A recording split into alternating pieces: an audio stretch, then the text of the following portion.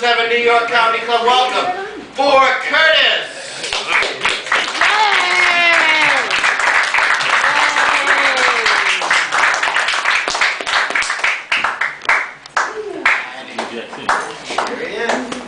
Brick Mason! Thank you. Let's give it up for the Brick Man! Brick Man!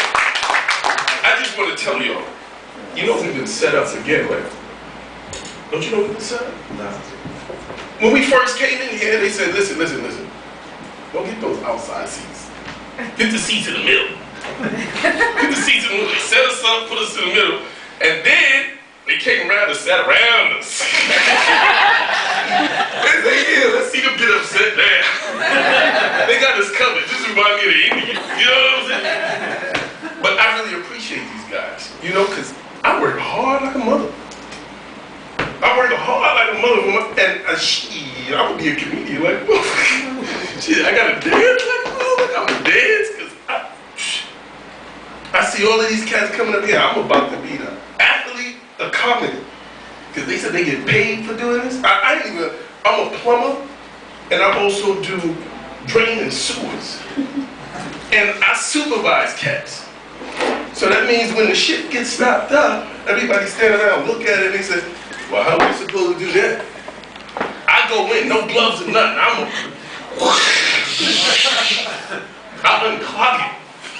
And now you mean I can come here and get paid?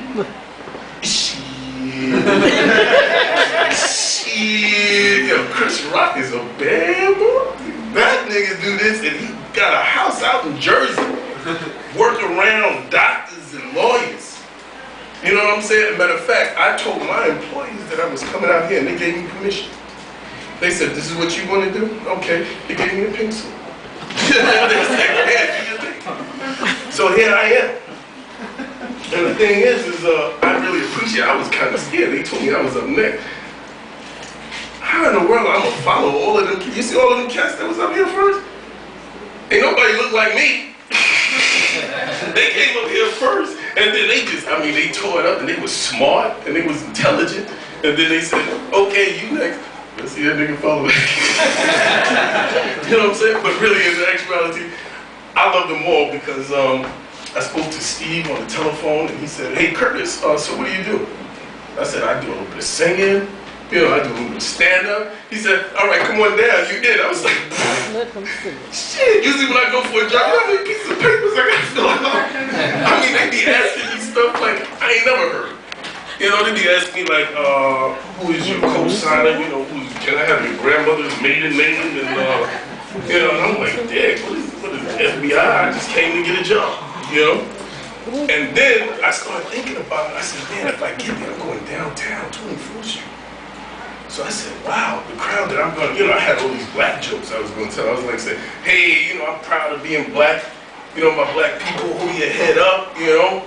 Even though it's a recession, you know, one thing about black people, you know, they like to look good and they like to eat. You know, they like to drive nice cars. And they ain't got no money. Everybody use a credit card. You know, you don't find out until later on. You know, they ain't got no money after, you know, you go to bed. And this happened to me the other night. I went to bed. I went to sleep, parked my Cadillac outside, and I got up in the morning to take my daughter to the nursery. And I'm like, I said, damn, I only had one drink last night. I know my car was here. I'm like, and then my daughter came and said, but Dad, where's your car? And I said, shh.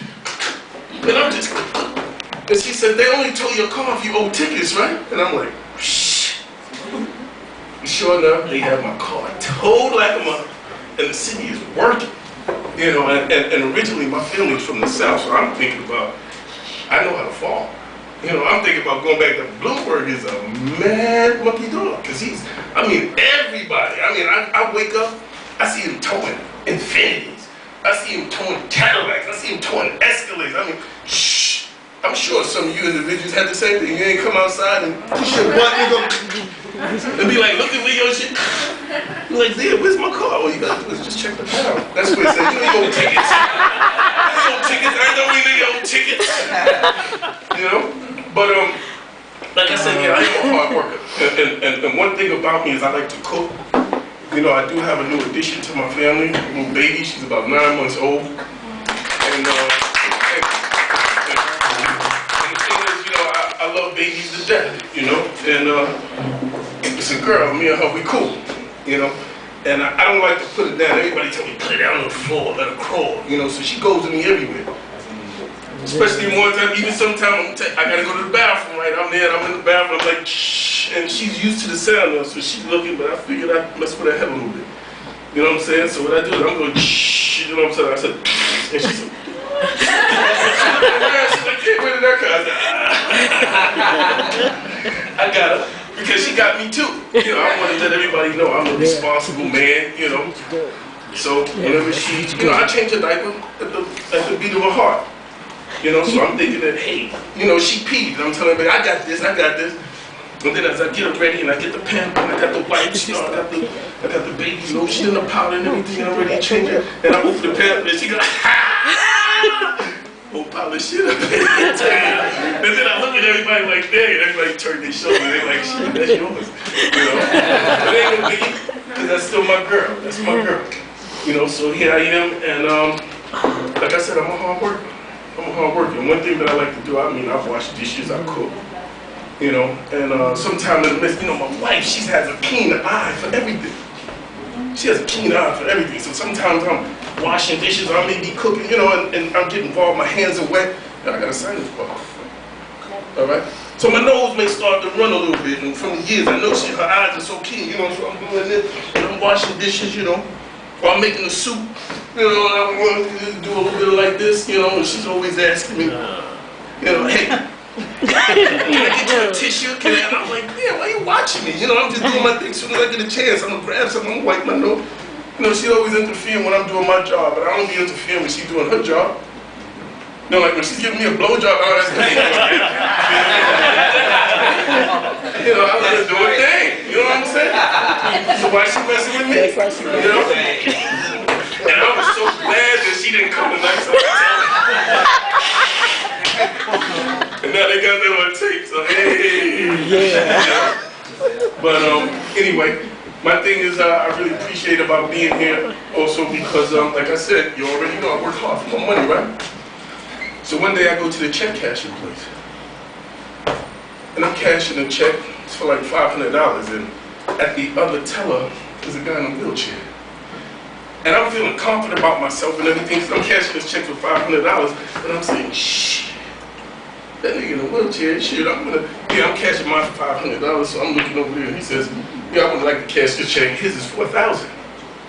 I'm saying, shit, I got 2 arms and 2 legs, that nigga in a wheelchair, how that nigga, what the hell he do to cash a check for $1,000? So after that, you know, I said, hey, you know, I'm not even worried about it, you know, that was just a fluke. So now, sometime later, after becoming a successful comic, all right, I don't even go to check cashing places anymore. I go to banks, all right. So I went to a bank and I went over there to deposit some money. Now I'm feeling really good about myself now. I'm saying, hey, I'm on top of my game. You know, I got some money. Go to the teller. You know, I got a little swag. You know, I say, yeah, I like to deposit this $10,000. And I see another guy in a wheelchair at the next teller. And I said, yes, I like to deposit this $10,000. Right, now I'm looking at the guy in the wheelchair, I'm like, saying, what that nigga gonna do that? And he says, I like to deposit $10 million. And I said, what the? I'm trying to figure out what's going on. Of course, I didn't know it was Larry Flynn. You know what I'm saying? I didn't know it was Larry Flynn. He deposited, so now I have this complex. I stay away from people in wheelchairs. Only because they make me feel bad. Listen, I see that these beautiful painters. I think I can paint too.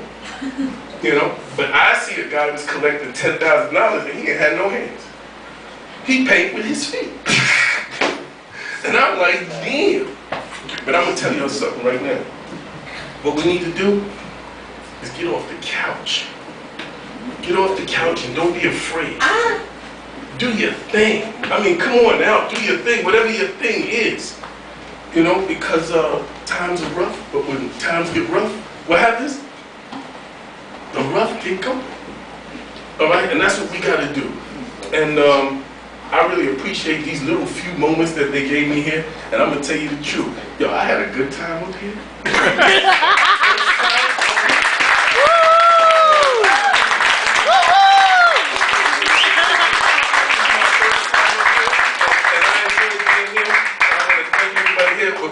stuff going on today. I mean, we could have fought together. We could have mourned and cried together. But instead, you individuals gave me the chance so we could laugh together. All right. I